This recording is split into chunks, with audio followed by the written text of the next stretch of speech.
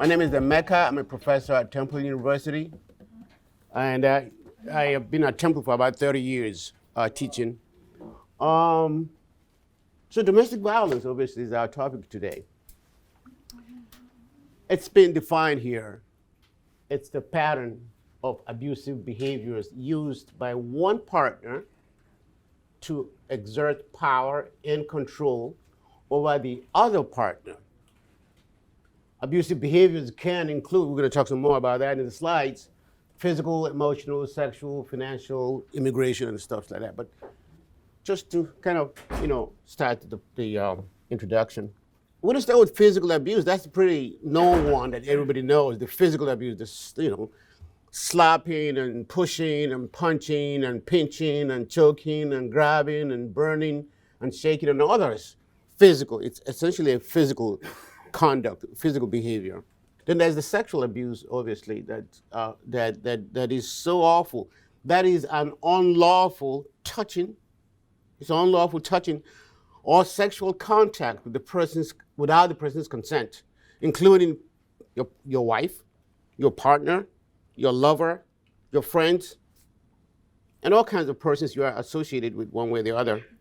Examples are unwanted kissing or touching, unwanted rough or violent sexual activity, controlling access to use of contraceptives, that's a big one, and threatening or pressuring someone to engage in sexual activity against his or her wish. Emotional abuse is another one, right? Emotional abuse, psychological abuse, using words, sometimes silence. We talked about that. Being silent can be a form of abuse, or gestures or behaviors that harm the psychological and emotional well-being of another person. We can explain that later on. Manipulating another person to make them afraid or ashamed or insecure. Right? Examples: embarrassing or humiliating commentaries.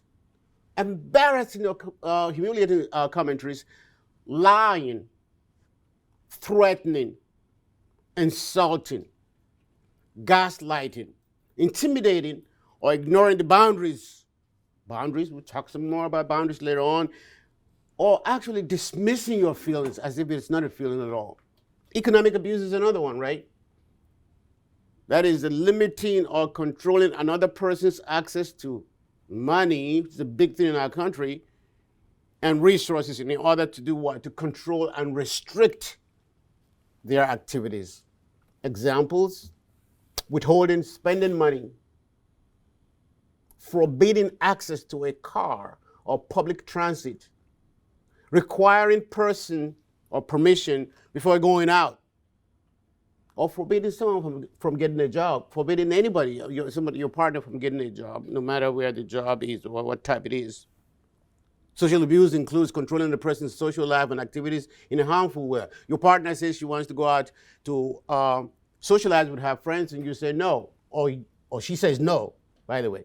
We just talked about the fact that abuse can be on both parties. It can be from a male to a female, female to a male.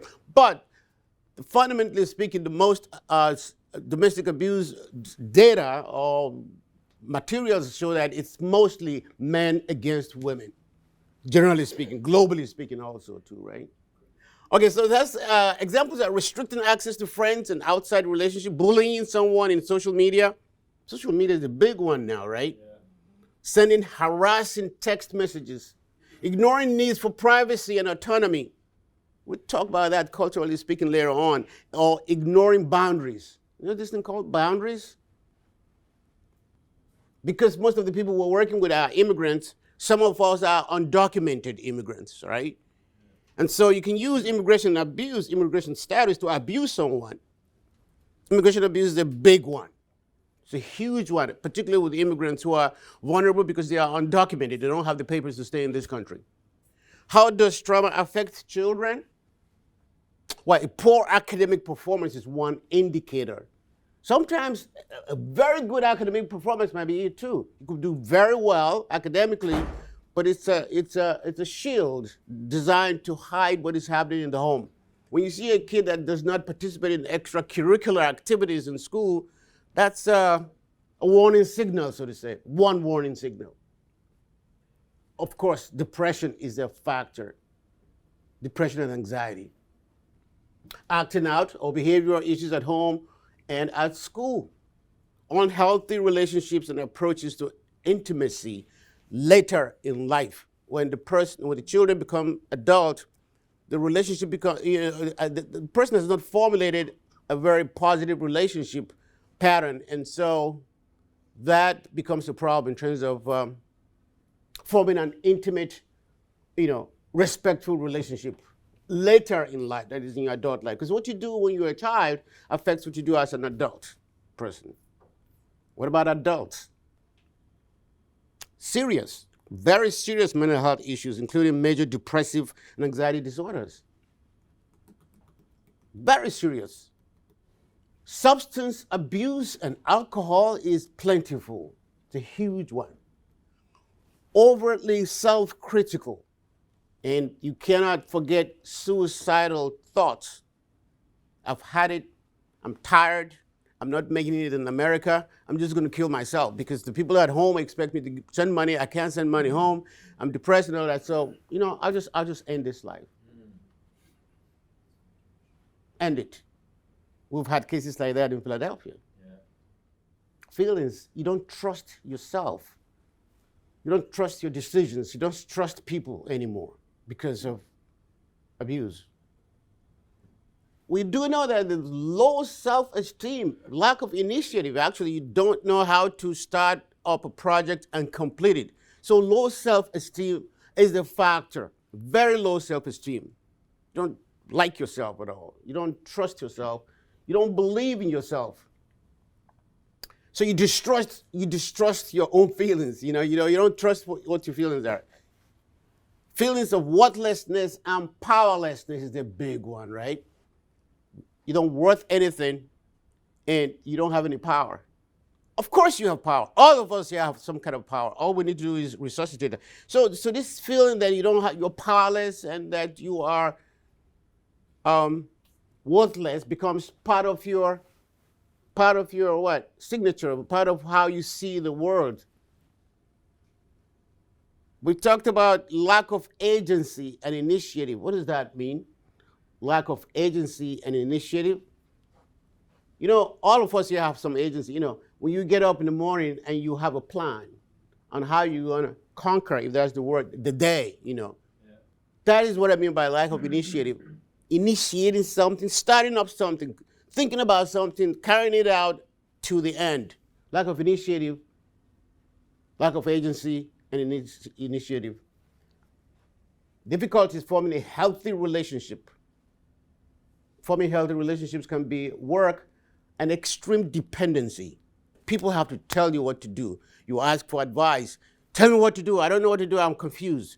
Because you don't have a strong sense of self. Extreme dependency, psychological dependency, economic dependency, emotional dependency. You depend on somebody else to make those decisions, for you. So the next slide says, how can you tell if there is a problem? You see a person who is regularly, all the time, worried, agitated, and stressed.